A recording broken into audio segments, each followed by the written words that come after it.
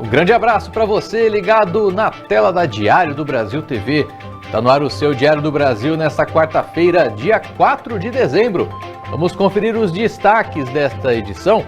Campanha Dezembro Vermelho incentiva diagnóstico precoce de doenças sexualmente transmissíveis. Conheça o gaslighting, a violência silenciosa de pessoas manipuladoras. E tem também a vitória do Bauru Basquete em Caxias do Sul. Isso e muito mais você confere logo após o intervalo, aqui no Diário do Brasil.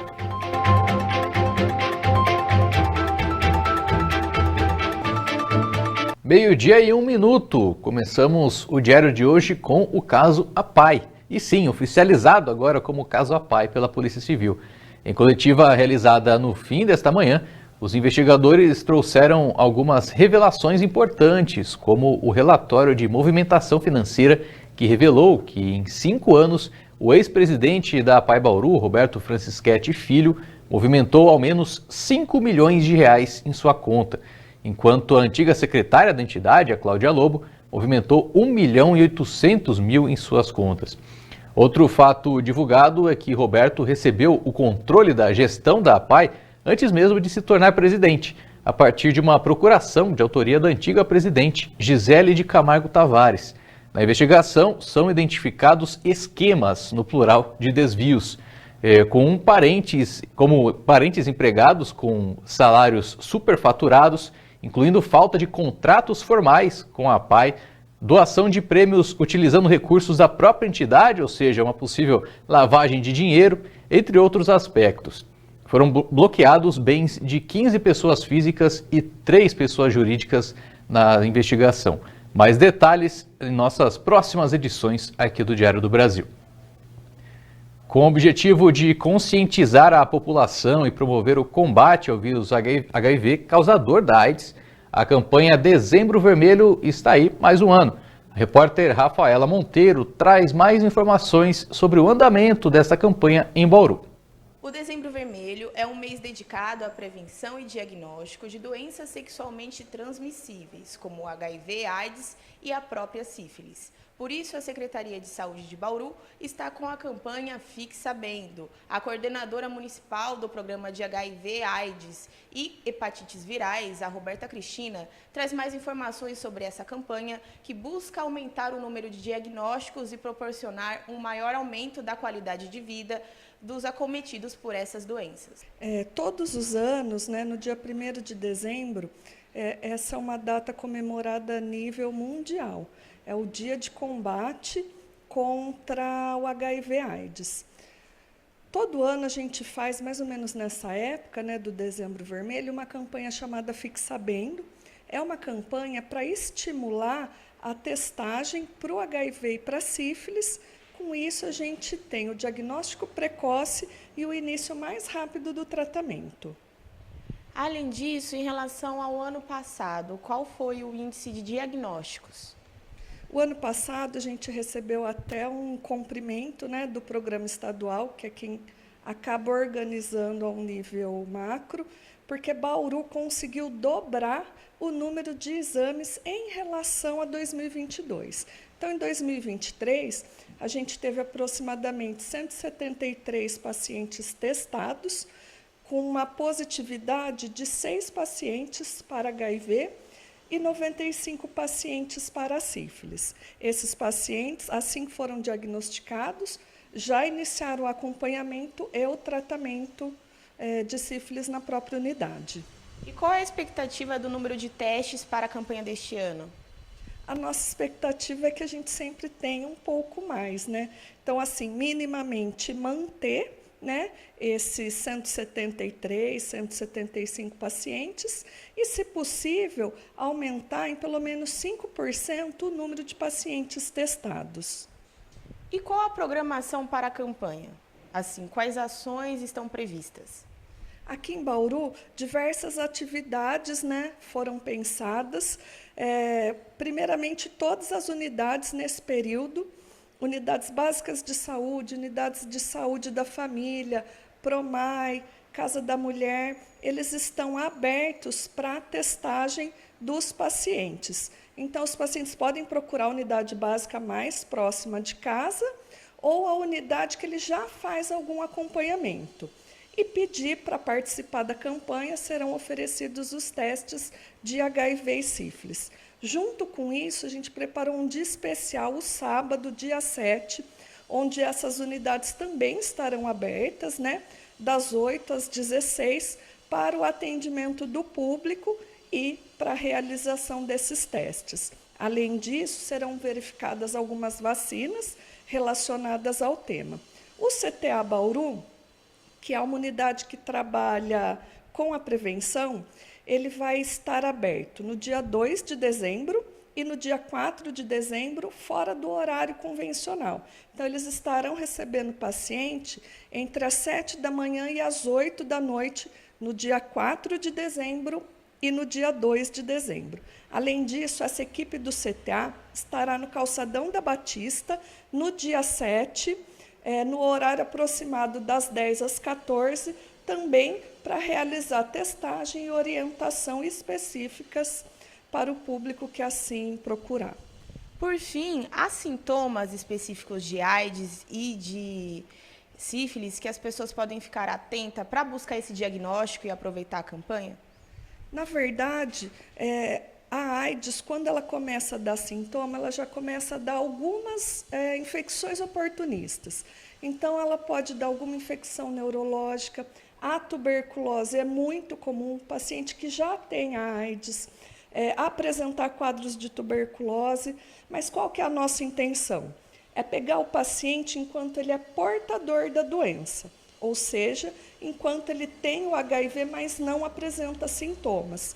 Porque se a gente conseguir intervir nesse paciente, nesse momento, antes de apresentar sintomas, a qualidade de vida dele vai ser muito grande e a chance dele apresentar a doença AIDS é muito pequena. Então, por um tempo, ele vai se manter só portador da doença, fazendo uso da medicação, e vai prolongar esse período que ele possa ter alguma doença oportunista. A partir de hoje está aberto o período de consulta pública para coletar sugestões da população a fim de aprimorar o edital de licitação da parceria público-privada da iluminação de Bauru. A consulta pública segue aberta até o dia 24 de janeiro. Já a audiência pública será realizada em 16 de dezembro, das 2h30 da tarde às 4h30, no modelo online, aí via canal do YouTube da Prefeitura de Bauru. Os interessados em formular questionamentos ou comentários sobre a PPP da iluminação pública deverão encaminhar por escrito durante a audiência para o e-mail audienciapublicailuminação, tudo junto sem cedilha, @bauru.sp.gov.br. Então, repetindo, audiência pública iluminação, @bauru.sp.gov.br. Respostas e esclarecimentos aos questionamentos poderão ser prestados durante o período da consulta pública, até o final de janeiro do ano que vem. A Prefeitura de Bauru designou a secretária municipal de obras, a Pérola Zanotto, como coordenadora da audiência pública e Nayana Farchi como secretária do evento online. Você já ouviu falar de gaslighting? O termo consiste na manipulação invisível que silencia vítimas, uma forma sutil, mas devastadora de manipulação psicológica. A sutil arte de dobrar consciências pertence aos manipuladores. Pessoas manipuladoras são mestres na habilidade de moldar percepções e influenciar decisões, muitas vezes de maneira imperceptível. Em meio às relações, seja no âmbito pessoal ou profissional, você já se sentiu manipulado ou conhece alguém que foi vítima de manipulação? Eu conheci um caso parecido onde o namorado era controlador, ficava vigiando a namorada, fazendo chamada de vídeo, ficando controlando em todos os passos que ela vai. Só que quando na verdade quem fazia a coisa errada era ele, Ele fazia coisas erradas. E com medo de que a parceira está fazendo a mesma coisa, ficava vigiando a parceira, perseguindo, ou mandando mensagem, ou ligando de vídeo, quando no final quem fazia a coisa de errado era ele, Esses manipuladores agem de forma progressiva, como quem vai adicionando pesos invisíveis à consciência de suas vítimas.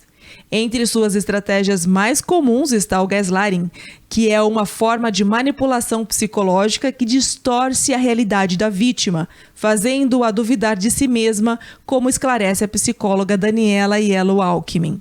Se a gente for olhar um relacionamento que às vezes parece funcional, mas que a pessoa tem traços de gaslight, às vezes passa muito imperceptível. Por exemplo, eu falo muito dos ciúmes, né? Então, às vezes a pessoa de fato viu uma intenção do outro para uma terceira pessoa, né? Ela tá olhando aquilo e o outro, para manter esse comportamento, ele começa a negar e a pessoa vai enlouquecendo com isso, de alguma forma. Mas eu vi, como é que o outro tá falando que não? E isso acaba com toda a autoestima dele. Mas esse não é caso isolado, existem vários outros casos no comércio, dentro da família, né, onde filhos manipulam os pais, né, muito mais comum do que se imagina. Nós vemos também, por exemplo, em amizades, em adolescentes, isso é muito comum. Adolescente ainda não sabe muito bem o limite dele e do outro, eles são muito intensos, né? E às vezes você pega relacionamentos que têm um pouco dessa toxicidade, às vezes relações de trabalho, trabalhos que são muito para atingir meta e etc. Às vezes nesse intuito de fazer a pessoa ter um comportamento que o líder quer, ele começa a comparar muito, a negar a competência desse para querer estimular que ele chegue na do outro, né? Então também tem relacionamentos de amizade e trabalho. O gaslighting é especialmente perigoso porque mina a autoestima emocional e a mental da vítima, criando inclusive um ciclo de dependência.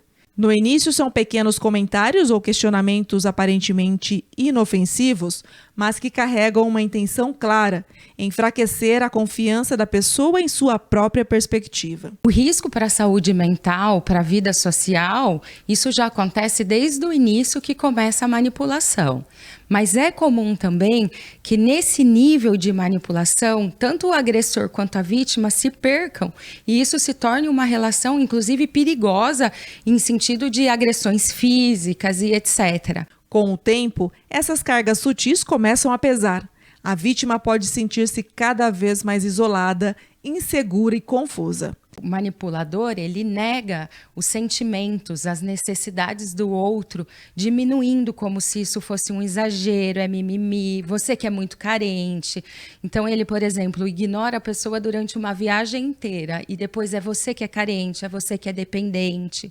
Ou, por exemplo, também é muito comum dele atribuir, ele pega um erro da vítima em alguma situação e depois este erro passa a justificar todas as atitudes dele ao longo da vida inteira, às vezes, né? Então, assim, eu fiz isso porque você fez aquilo. E aí, a pessoa, de alguma forma, ela nunca deixa de ser culpada. Nesse ponto, surgem dois caminhos. Ou a pessoa se livra do manipulador, reconhecendo os padrões tóxicos, ou se curva assumindo uma culpa que não é sua, e assim se tornando ainda mais vulnerável. Infelizmente, a gente já viu casos de suicídio, né, ou de feminicídio ou homicídios a partir disso, porque nesse nível de manipulação, as pessoas se perdem de fato na sua sanidade. Uma coisa muito importante, gente, é ouvir a rede de apoio, né? Então, assim, eu costumo perguntar na clínica, a sua melhor amiga ou o seu melhor amigo gosta do seu parceiro? Não, nenhum gosta. A sua mãe, a sua família gostam do seu parceiro? Não, ninguém gosta. Então, assim, o que é que acontece? Muitas vezes a gente envolvido, a gente não consegue perceber o que está acontecendo. Mas as pessoas de fora, que são os nossos amados, a nossa rede de apoio, eles nos ajudam a olhar se a gente está numa relação de perigo. Reconhecer os sinais desse comportamento é essencial para interromper o ciclo de violência, como revelam Elídio e Daniela. Depois de um tempo de alertas da família, ela percebeu e aí, graças a Deus, né, está tomando posição diferente, né, saindo desse relacionamento abusivo. A gente precisa trabalhar muito na autoestima da pessoa, porque, veja, o mais difícil é identificar. Então, a gente escuta a rede de apoio para tentar identificar. Depois que você identifica, você tem que fortalecer para que ela consiga saber disso. Porque algumas pessoas começam a ter noção, mas não têm essa força de sair. Esses gaslight de adolescente, eu às vezes falo para os pais, tira de perto. Né? Assim, se o pai tem certeza absoluta que é uma relação tóxica nesse nível, mas quando a gente pega um relacionamento adulto, afetivo, por exemplo, a gente não tem como fazer isso. Então, nós precisamos fortalecer a autoestima, a rede de apoio da vítima para que ela consiga sair disso, dessa manipulação. Bom, vamos para a previsão do tempo para esta quarta-feira. A frente fria se afasta do estado de São Paulo, mas o tempo permanece instável, com muitas nuvens e áreas de chuva, do oeste do estado ao Vale do Paraíba. As temperaturas seguem com leve declínio. Em Bauru, o dia amanheceu chuvoso, com mínima de 19 graus, mas de acordo com o IPMET da Unesp e a plataforma Wind, é baixa a probabilidade de chuva para o restante do dia, apesar da nebulosidade. A máxima prevista é de 27 graus, com umidade relativa do ar em 67%. Nas demais cidades da região central, Iacanga, Arealva e Bariri, ali, os municípios vizinhos, têm mais chances de chuva ao longo do dia. As demais áreas mantêm o padrão aí de temperatura e umidade de Bauru para esta quarta-feira. O Diário agora faz uma rápida parada e na volta tem a 9ª vitória do Bauru Basquete no NBB. Agora 12h16. Voltamos já.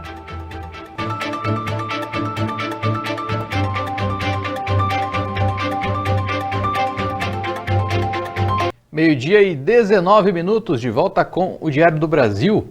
Agora vamos falar de saúde bucal, porque tem certas ocasiões que os implantes e próteses dentárias são necessários. Leonardo Colombo traz mais detalhes.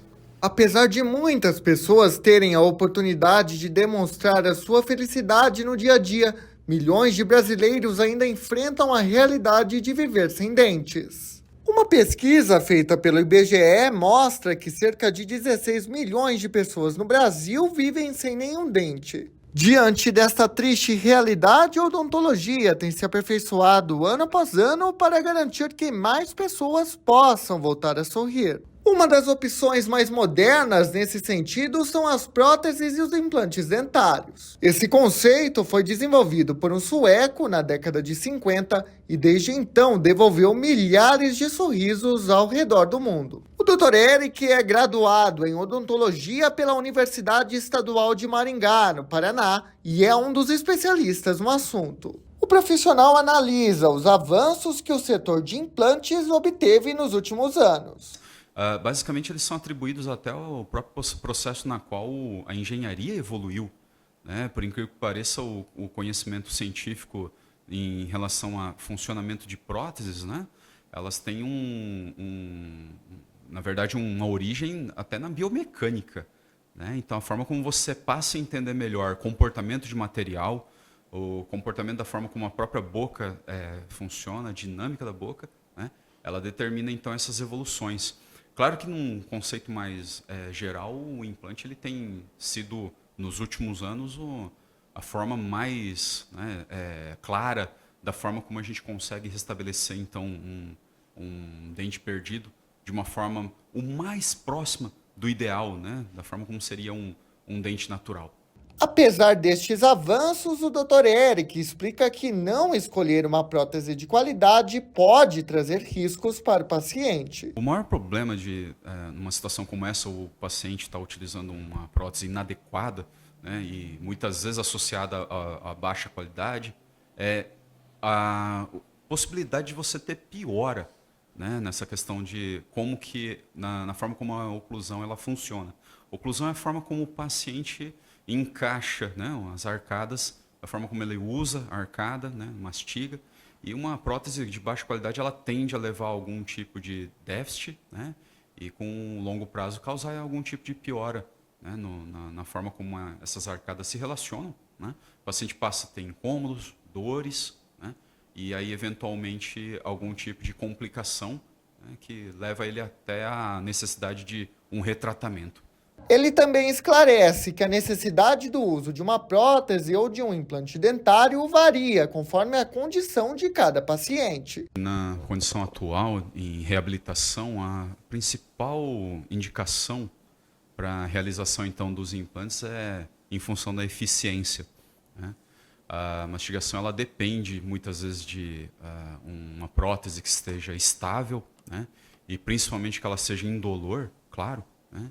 E muitas vezes as próteses que são removíveis, elas têm a característica de, na própria movimentação, causar incômodo, né?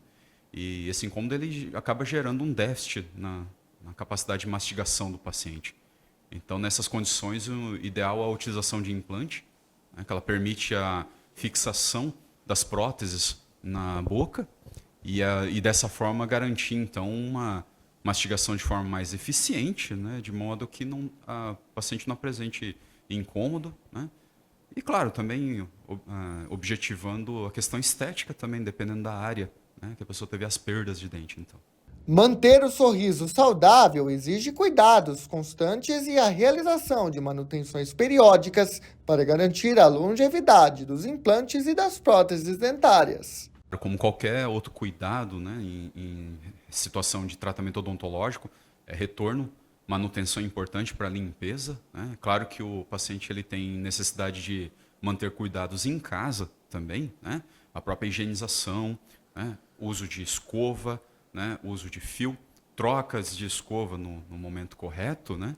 Porque de qualquer forma a manutenção diária e doméstica ela é importantíssima para a manutenção de qualquer tipo de tratamento, né? Não só tratamento com o implante e prótese, né? Mas qualquer tipo de tratamento odontológico, né? Restauração, outros tipos de próteses também, né? É muito importante essa manutenção e retorno ao dentista. Um sorriso saudável vai além da estética. Trazer essa oportunidade de volta e garantir esperança e confiança para a vida de milhares de pessoas. Vamos falar de esportes agora, primeiro do SESI Vôlei Bauru, que vinha empolgado de 2 vitórias em partidas decisivas, mas nessa terça-feira não foi páreo para o Minas. Em Belo Horizonte, 3-0 para as donas da casa, parciais de 25-15 e duplo 25-18. Realmente, vitória inapelável, com o SESI muito mal no ataque, sofrendo na recepção de saque. A jogadora que conseguiu ser mais efetiva, mais por quantidade do que qualidade, foi a ponteira Acosta, autora de 12 pontos, mas insuficientes para superar o Minas, que teve grande jogo da ponteira Penha e da oposta Kissi para garantir a vitória.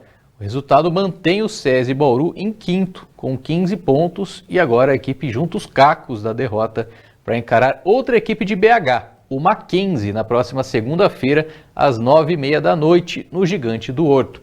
E o SESI já não contou nesta terça com a central Bia Correia, que se desligou do time em comum acordo com a diretoria, que não faz parte mais, né, do elenco bauruense. De acordo com a mídia que acompanha o vôlei diariamente, a Bia vai jogar na nova Liga dos Estados Unidos, que estreia em janeiro. Já o Bauru Basquete também viajou, mas venceu a sua partida contra Caxias do Sul e segue forte no NBB. O confronto em Caxias do Sul entre os donos da casa e o Bauru Basquete teve um início ligeiramente favorável ao Dragão. Mas o time de veteranos do Caxias, com Larry, Chamel e Betinho, teve a ajuda dos mais jovens, Fabrício e Vini Chagas, para pegar no tranco e disparar. 24-13 no primeiro período, com Bauru muito mal no ataque. O lado bom foi que a arrancada dos donos da casa aconteceu no começo do jogo. Então os bauruenses tiveram tempo para se recuperar. E a melhora já começou a vir no segundo quarto, com a presença mais efetiva da dupla dinâmica Alex e Bright. Foi em roubada seguida de cesta do Brabo que o Dragão iniciou uma sequência para tirar 6 pontos de diferença. Com mais jogadas da dupla, a partida foi para o intervalo em 38-34 para Caxias.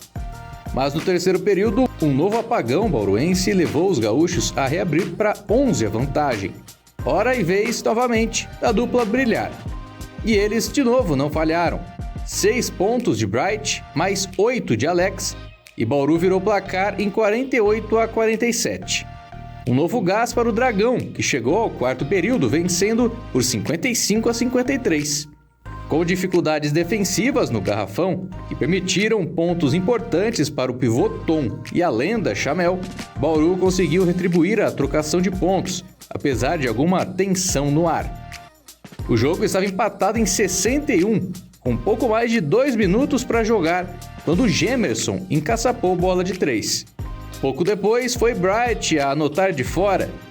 Chamel tentou resistir para Caxias, Mas Bright, de novo ele, conseguiu grande jogada em infiltração a 30 segundos do final. Vantagem suficiente para Bauru garantir a vitória por 71-66. O 9º triunfo da grande campanha bauruense até aqui, com o Dragão em terceiro. A equipe permanece no Sul, onde enfrenta o União Corinthians nesta quinta-feira, às 7h30 da noite, em Santa Cruz do Sul. E terminou o Diário do Brasil desta quarta-feira. E veja as reportagens em nossas redes sociais. Camila Fernandes volta com mais informações para você na edição da noite. Já eu volto amanhã, viu? Obrigado pela sua companhia, tenha um ótimo dia e até lá!